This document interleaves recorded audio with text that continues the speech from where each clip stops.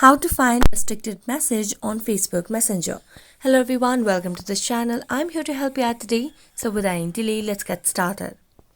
So first of all, launch the Facebook Messenger application on your device. Make sure you are logged into your account. And as you are logged into your account, what you can simply do is tap on the menu icon at the bottom right corner of the screen. You select on settings, and as you tap on settings, scroll down.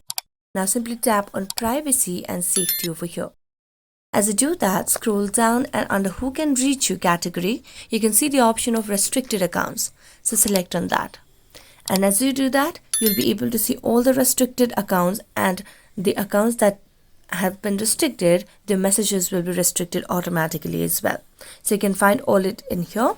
Right now on the screen, you can see there are no restricted accounts, but generally this is where you can find restricted message on Facebook Messenger. So that's it. Thank you so much for watching this video. See you next time.